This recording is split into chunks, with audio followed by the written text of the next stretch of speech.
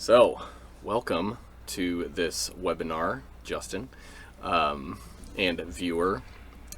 I am happy to be showing you something that I've been working on here for the past few years, which is these charts right here. So these are guitar scale charts, and they show you pretty much every shape that you need to know as a guitar player.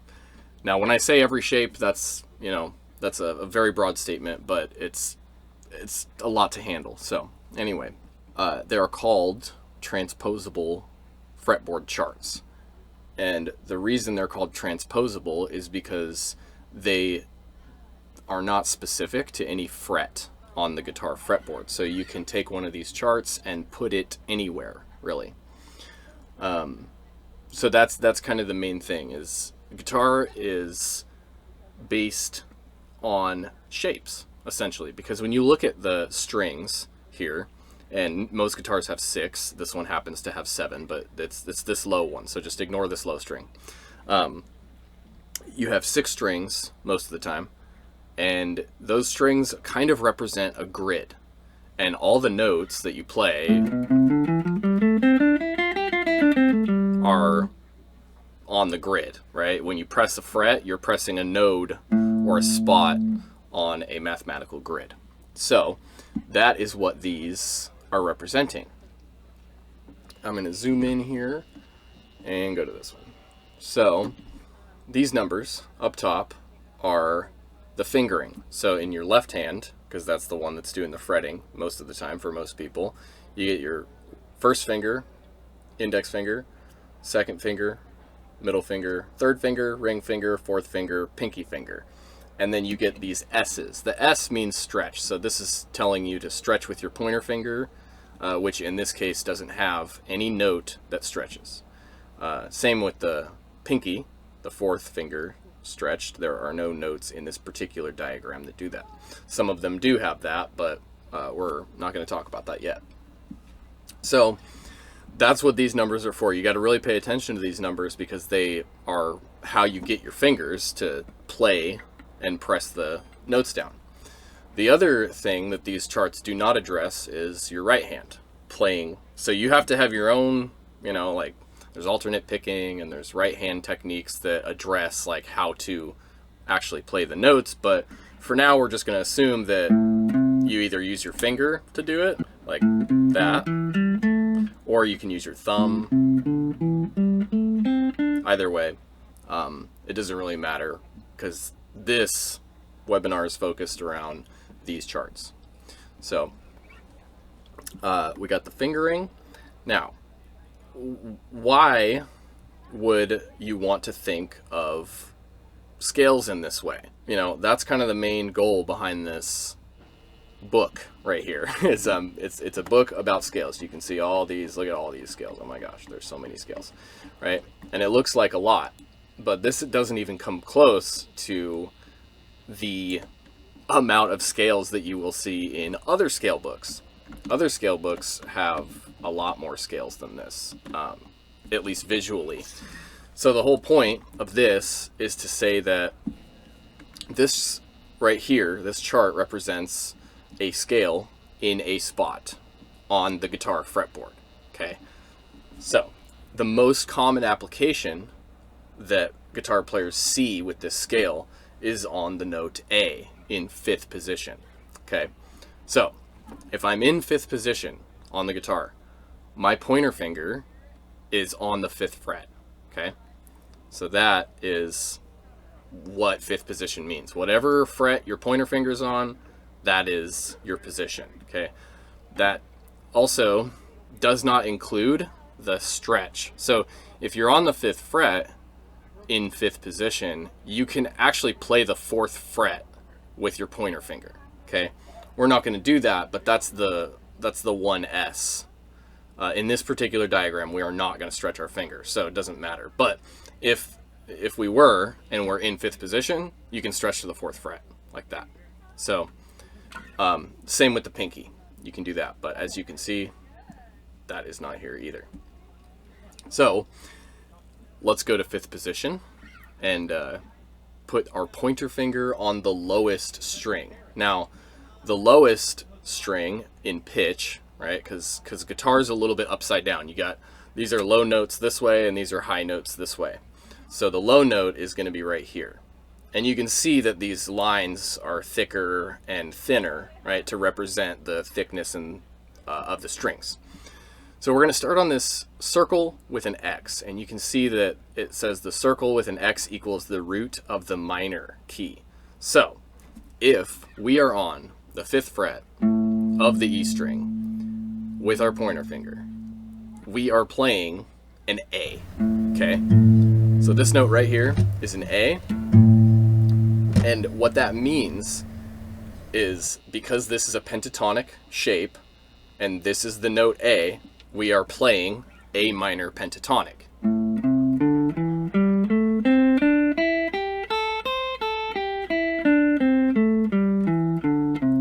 Okay? So I just played this shape in the standard way, which is ascending to descending.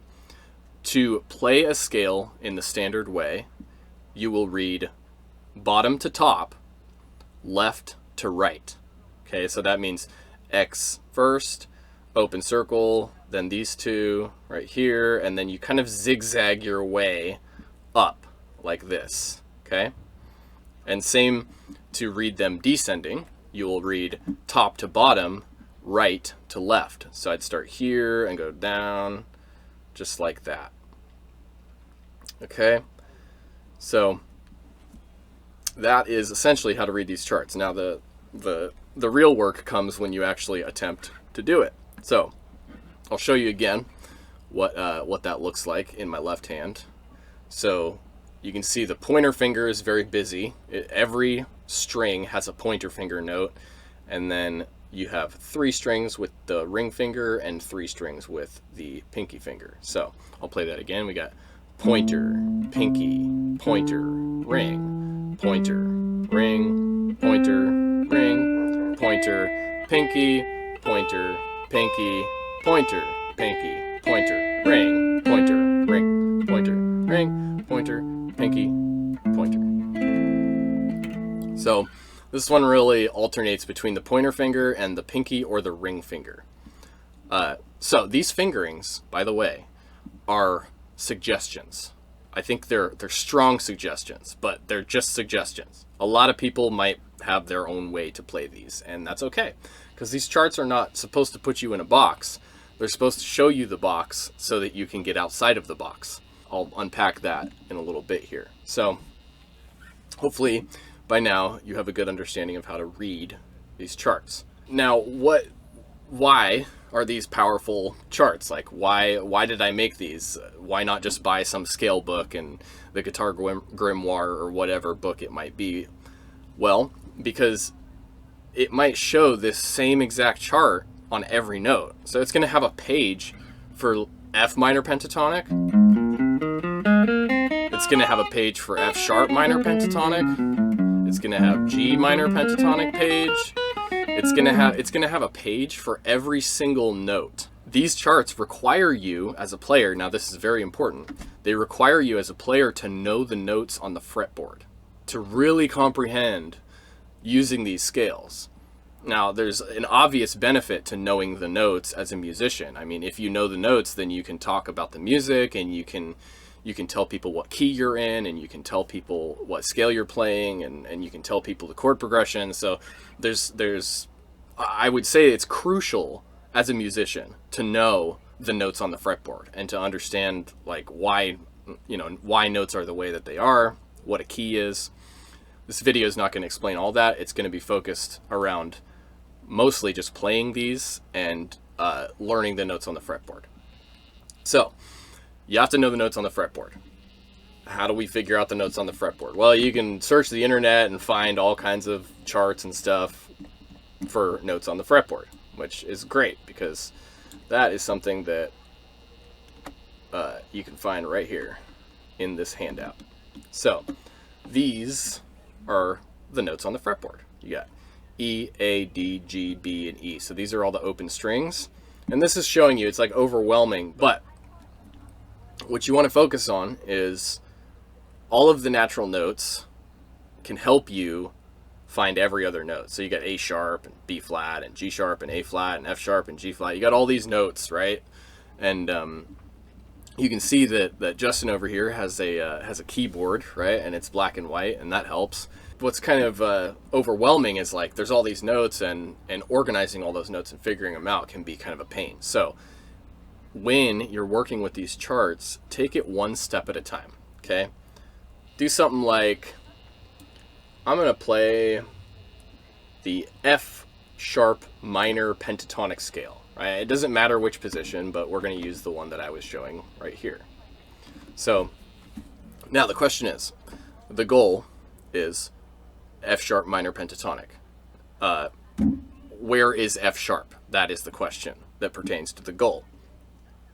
F sharp is going to be whatever this X circle is. Okay, so you have to basically find F sharp on the E string or the D string. Wherever this circle is, make that F sharp.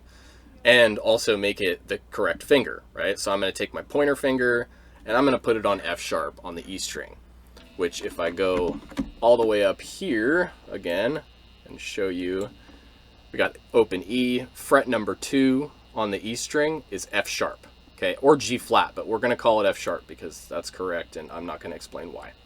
Like bore you with the explanation, but for now we're just going to say that. So I'm putting my pointer finger on the 2nd fret of the E string, and that is my root. So now I'm playing F sharp with this circle, yep, X with the X in it, and you basically do the exact same thing we did in 5th position with A minor, right? So instead of playing it like that, you're just going to play it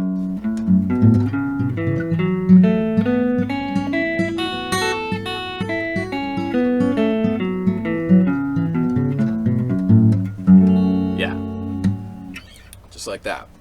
So there's tons of ways that you can play scales, but this is mostly for showing you where they are and to help you sort of realize the underlying pattern that is behind all these scales.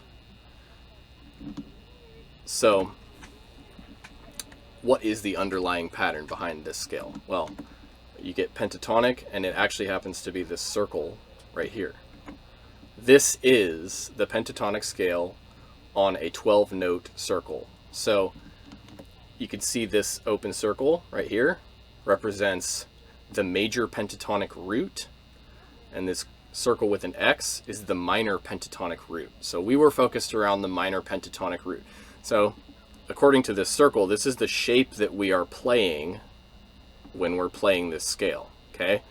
It's also showing you that the pentatonic scale is a singular shape.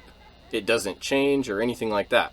Now these charts are showing you this one shape in 7 different ways.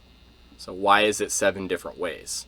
Well, it's 7 different ways because that's what happens to be the number that you get when you take a standard 1 finger per fret position and you map these notes on the fretboard.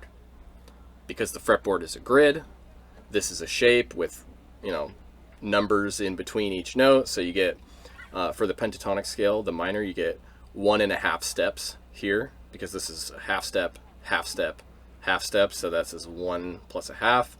You get 1.5, you get a whole, you get another whole, you get another 1.5, and then you get another whole.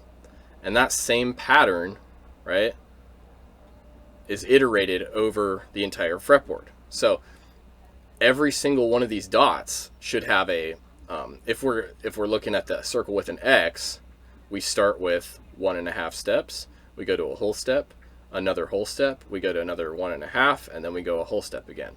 So you can do that with each of these charts, and you will find that they all have the same step pattern, okay? Now, the reason all of these notes look the way they do is because of standard tuning.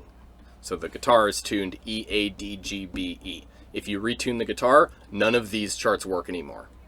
They don't do the same thing. So That's kind of a caveat to all this. Is it's really there to make your life easier, but if you want to retune the guitar and experiment with alternate tunings, then you may interfere with using these. But it's not a big deal, because usually when you're retuning your guitar, there's a good purpose behind it. Now, Justin, did you have a question? So just on that line of curiosity, if you retune your guitar, yes, that the diagrams of the 7 different positions go out of the window, but is that when you just kind of use that shape inside of the circle with whatever tuning you're using to build your own? I like that question. That's a really great question. And there's kind of 2 parts to that answer. So this studying guitar in this way helps you understand how retuning is going to change all these shapes.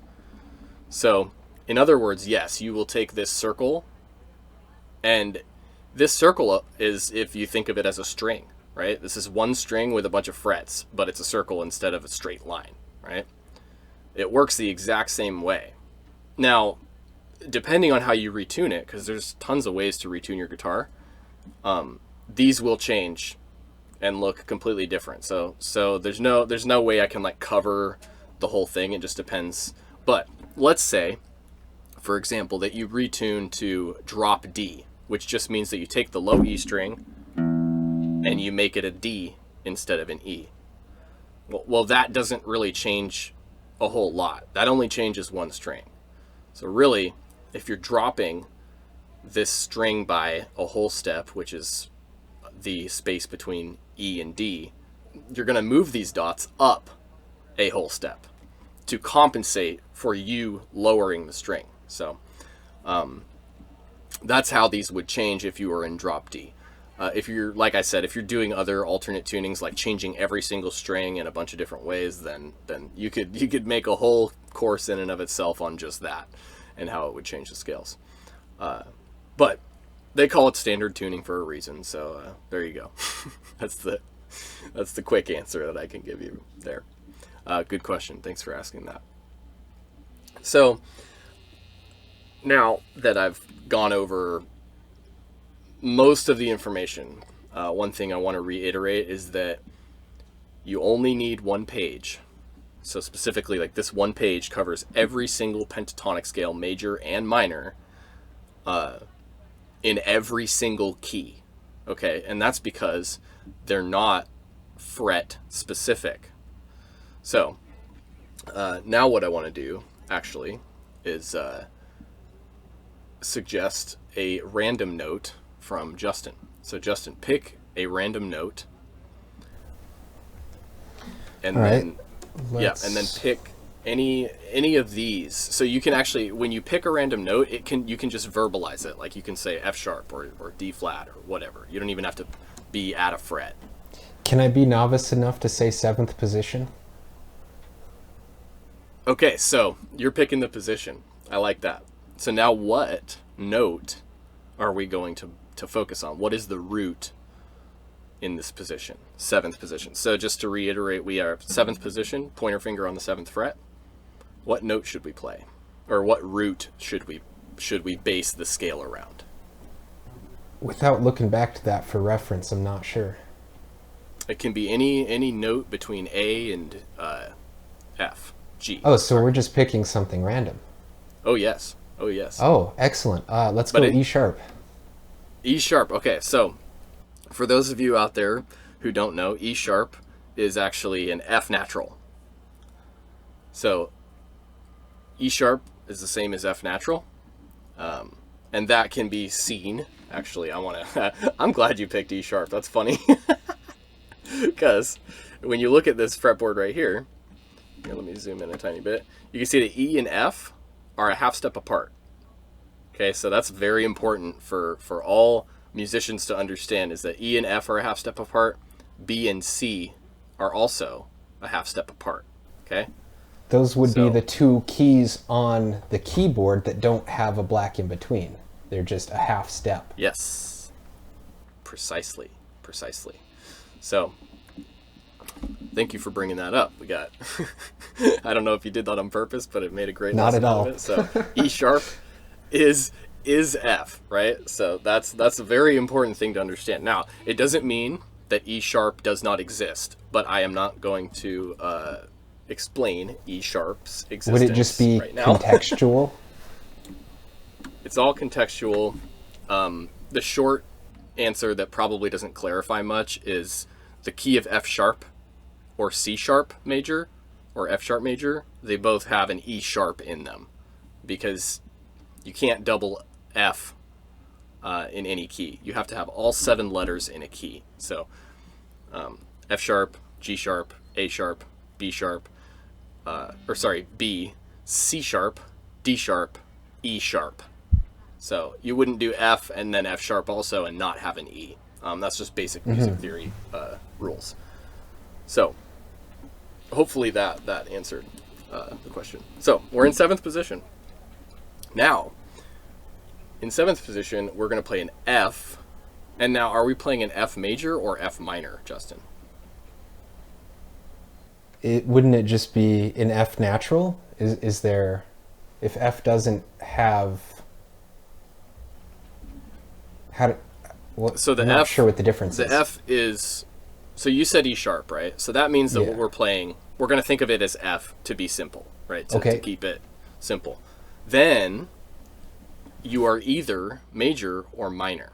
Now, because this is random, there's very little context. You're just picking one or the other, right? So there's the single note that could be sharp or flat, but then there's the whole entire scale or chord or like series of notes that can be major or minor. Notes themselves, like individually, cannot be major or minor.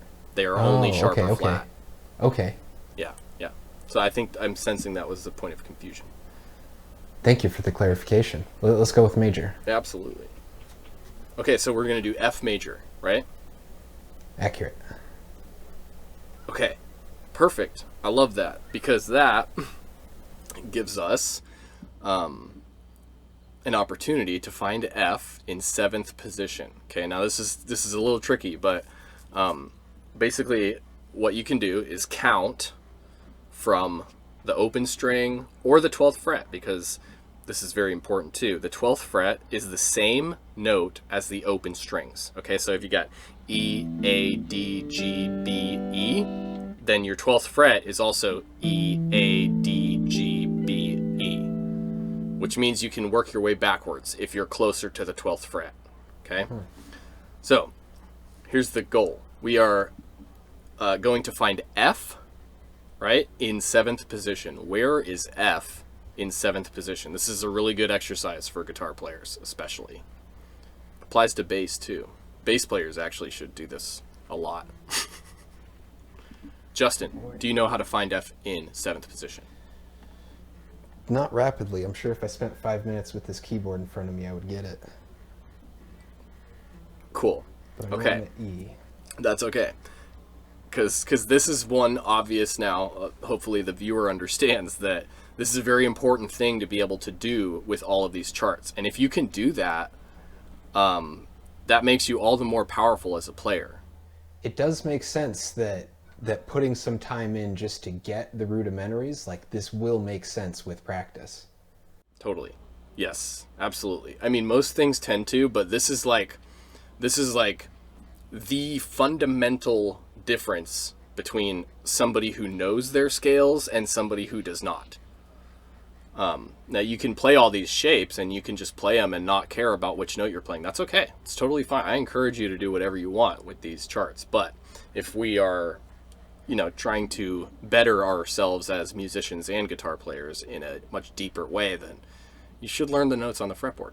In 7th position, so I'm restricted right here. Like I can't go really beyond this point. So I have to find F. Now, F, let's see. Maybe F, because it's probably not on the E string, because F is way down here on the E string. It's like way over here. So it's probably not somewhere up here. Let's try the next string. I'm going to see if F is on the A string right here. So what I'm going to do is I'm going to start at the open A, and I'm going to go A. Okay, so the open string is A, and then we get a B, we get a C, we get a D, we get an E, and then we get an F. Okay, so what I've just found going from open A, going through the natural notes, because I don't really care about sharps and flats if I'm not looking for a sharp or a flat. So I got A, B, C, D, E, and F. So F, in 7th position, is the middle finger on the A string. Okay? That's kind of like a fact, right? You just accept it as fact, because you tune the guitar to standard tuning, and that means that the A string in 7th position has F in the middle finger. Or on the 8th fret of the A string is F. Okay, that never changes unless you retune the guitar. So that would be this one. Yep.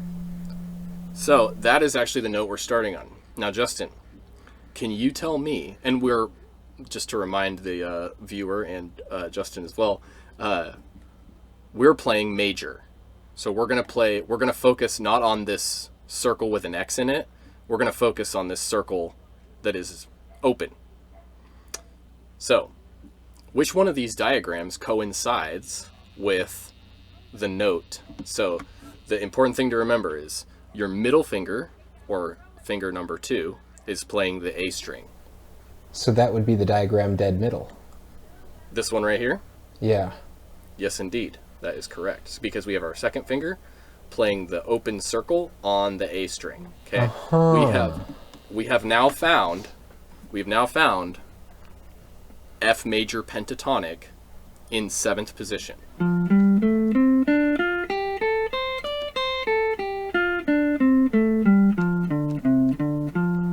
There we go.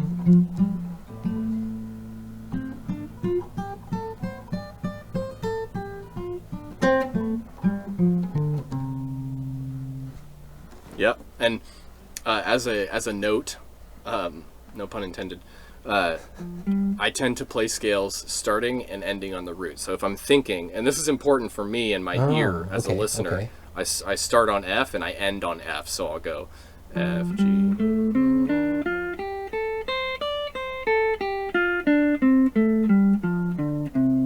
F, right? Okay. Because so you go through the whole thing, but you play back until you're where you started. Yes, exactly. Because if you're focused on a root, if you're focused around a key, if you're saying to yourself, I'm going to practice this scale, like, which with these, that's the real benefit, is not just looking at them as a shape, but looking at them as an opportunity to understand more theory and understand like what you're actually doing verbally.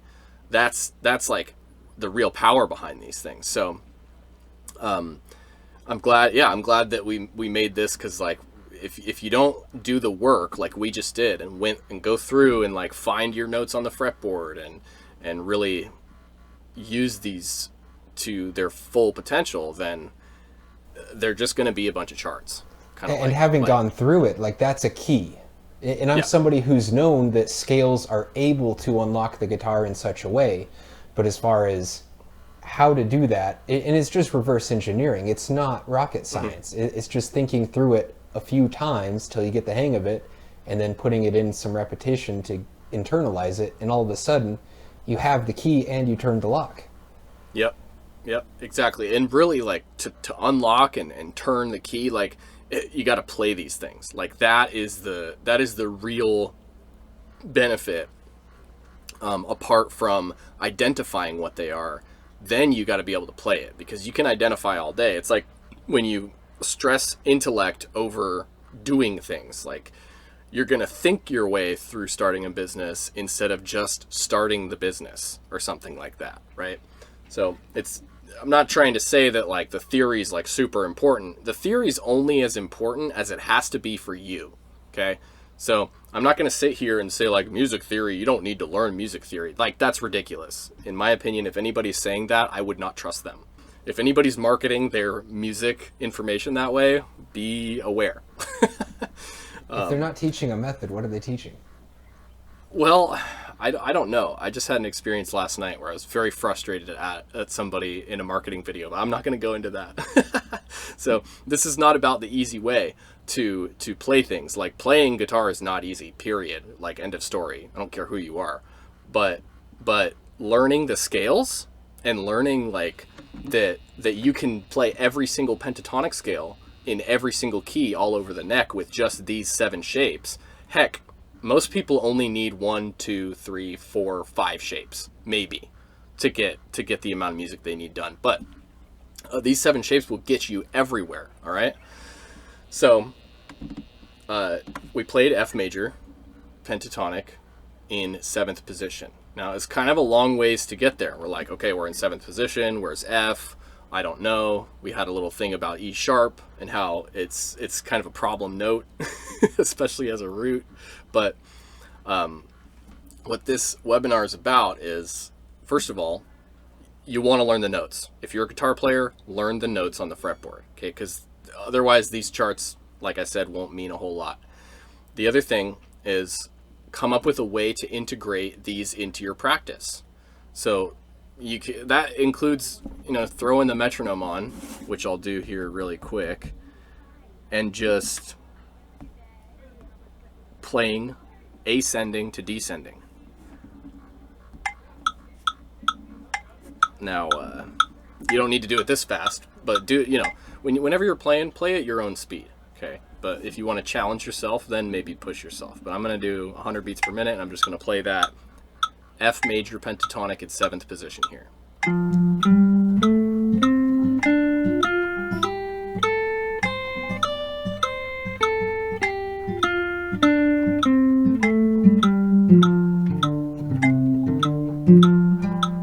Right?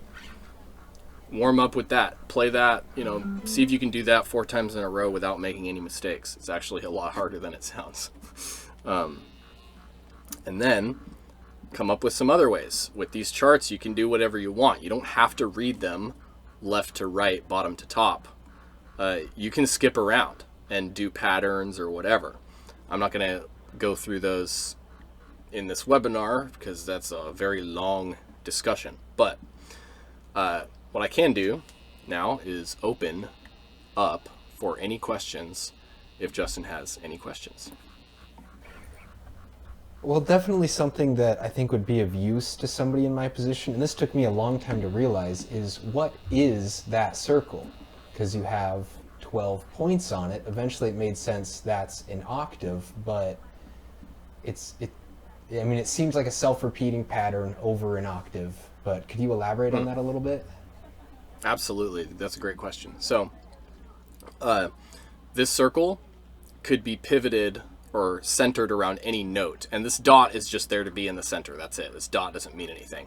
These dots, however, are the notes. So if this is a C right here, this next dot represents a C sharp or a D flat. If this is a C, it continues thusly. So this is what you could call a half step circle, okay? Because there are only 12 half steps to get to the next octave. And what an octave is the same note, a different pitch, lower or higher. So you can have an E, right? And this circle right here could be an E, right? And if I go all the way around the circle, right, back to E, that kind of represents me going like this. Like that, because I just played E, and then the E up here, which we talked about, the 12th fret, is the octave higher. So if you want to get a quick octave of an open string, you just go from the open to the 12th fret. Open, 12th fret. Open, 12th fret. Open. Same thing. B, B, E, E. Very useful tool for finding your notes on the fretboard. And so each of these movements right here from one dot to the next is like, if I were to go through this entire circle, I'd go E, F, F sharp, G, G sharp, A sharp, B, C, C sharp, D, D sharp, E, right? And I just went ba da da da na na na na, right? But because this is a scale, right? It's the pentatonic scale. We're not using all of those dots. We're going from this root to this note, to this note, to this note, whatever that note is. You could change it so that this note is D, or it could be F, like it is here. So if this is F, we got F, G, A, C, D, and F again. Okay? That's another good mental practice, is to take this circle and just change the key of it. And that's what changing keys really is you're just taking this same shape and you're rotating it throughout the circle, and you're saying that a different note is now this circle with the open or the X. But these are all connected, right? So that brings up relative major and minor as well, which this is literally what it is. This is the major and this is the minor. So if anybody says what's the relative major of C or anything, it's just the note a step and a half below it. Okay? Or you could go all the way around the other way too, because it's a circle, right? But hopefully that doesn't go over too many people's heads. So in other words, if this is C major, this is A minor. If this is F major, this is D minor. Okay? So it's just, you take the major, the note a step and a half below that, that is the relative minor, which just means they're the same scale with a different root. That is a really great explanation. And then another thing I'm wondering, now that we have a way to unlock, this seemingly infinite amount of possibilities on the guitar, what to focus on when you're getting started? How much needs to be memorized to start to play creatively? What does that look like for somebody getting started? Pick one shape and play basically up and down, ascending and descending, or just pick part of a shape. You don't have to play the whole thing. But what you want to do is focus on getting your fingers to do what you tell them to, and then to continue physically developing their response to your musical ideas. And it's hard to explain in such a short amount of time, like how to take these and be creative. But one thing I can say really quick is that this shape right here is used in so many guitar solos, rock solos, country solos, blues solos, jazz solos. This one shape right here is, I mean, I use it all the time on the guitar. Like, I like to play weird notes, but this still, it's always coming back because it contains most of the notes that you really need to make a good melody. As far as like what you should focus on as somebody who's newer to scales that do not have a stretch unless you're trying to stretch yourself. So this one right here, you can see there's no 1S or no 4S. So those are going to be easier for your fingers to do. The other thing is focus on maybe applying it to some musical situation, right? Backing tracks, which are endless and free on YouTube, are a really, really good way to exercise using these scales. So if you go look on YouTube for a backing track in A minor or a backing track in C minor or whatever, right? That's already given you the goal. It's saying, okay, find any of these in that key. And a lot of people will just pick this one right here and they'll go, okay, I'm going to play this in A minor. And just like we did earlier, there's A, so you can turn on the backing track and basically just make the music with this that you hear. Now let yourself explore too, because your ear might hear things that your fingers aren't really capable of doing, or vice versa. You might play something that you were like, oh wow, I didn't realize that would sound like that, and I kind of liked it. So it's a good way to develop your improvisation and just your motor skills and ability to play with a backing track. If you don't have a backing track, then I would suggest just going over with the metronome. You want regular timing in your playing. Okay, so it doesn't have to be fast, it doesn't have to be like deadly slow, but it has to be a speed that you can keep up with, right? Maybe you're just at 60 beats per minute. Maybe that's how fast you can play it, and you're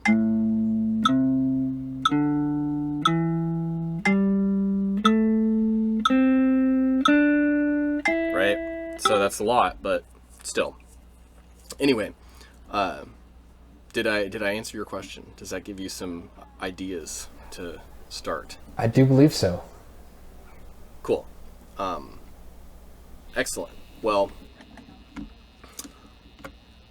the good news is that the pathway to learning your scales is very simple from my perspective. And I think to learn all of your scales is actually not a crazy thing to do. And I mean all melodic minor and all the modes and all this scale, like all this stuff that just like, it's a lot. Ionian flat 6, Dorian flat 5. What is all this? Well, not to worry. You don't have to know what that all is, but as you journey through using scales and learning different styles of music and developing your voice as a musician, you will eventually see the use for all of this, what some people call mumbo jumbo, and it's music theory, right? But I contend that theory is much easier when you have visual aids like these scales to work with. So when people say don't learn theory, do this, like learn some scale shapes, what they're really saying is use scale shapes to learn theory, okay? And the amount of theory that applies to you is not the same as the amount of theory that applies to somebody else. So however much you need to know, it's only how much you want to know, pretty much. And if that's none at all, then I don't know. I would address that. I'd try to learn a little bit of theory, but that's, anyway, it's coming from an experienced player. It helps a lot. It helps to just talk about stuff. But anyway, so I'm gonna close it out with, if you don't have any more questions, of course, Justin. That was really insightful. Yeah, I actually felt like that was a key that unlocks the next stages of what and how to practice in a way that I'm assured is going to improve my playing. Absolutely. Cool. So yeah, to close it out, I'll say the three things that you can do to really, really up your guitar playing are coming up with a routine that includes practicing scales. Doesn't matter which diagram, doesn't matter. Just pick the diagram you think is the prettiest, whatever, doesn't matter. But use them, and incorporate them in your daily practice. And don't forget to name them. Name what you're doing. There's a lot. I've played with a lot of people who can play music, but they don't know the name of anything. And it's really frustrating to try to ask them musical questions because they're like, well, it's this, and then it's this, and then it's this. And I'm like, you don't need to show me. You can just play. You can just tell me the thing. So anyway, verbalizing theory is really, really effective that way. Now, so that's one thing, is incorporate these into your daily practice. Name them is another thing. The other thing is learn the notes on the fretboard.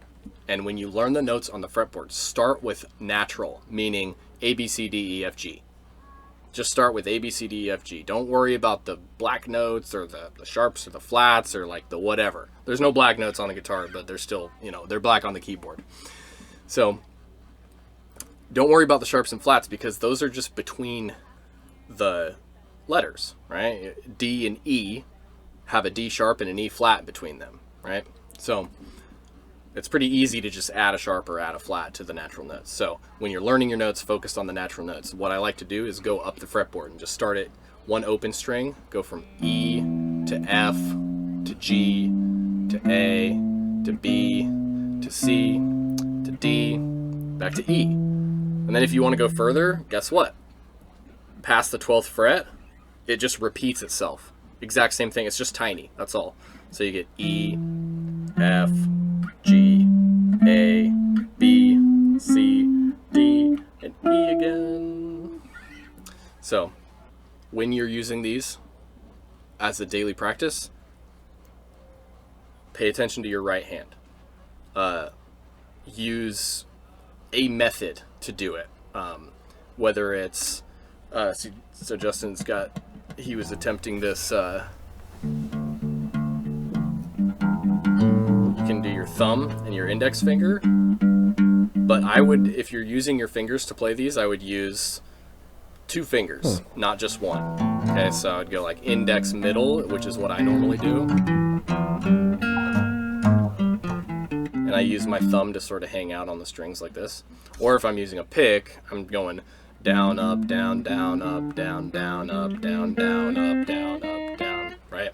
So it's worthwhile to explore alternate picking and symmetrical picking or economy picking, and just using an efficient way to pick, because the faster you want to go, the more efficient you have to be. And that's pretty much it. I think scales are really powerful, and I couldn't even cover like all the information I want to cover in one webinar, but there is a lot here, and hopefully you learned how to read all these charts. Appreciate you watching. Thanks so much, Reese. Yeah, you're very welcome. And I hope everybody has a great day.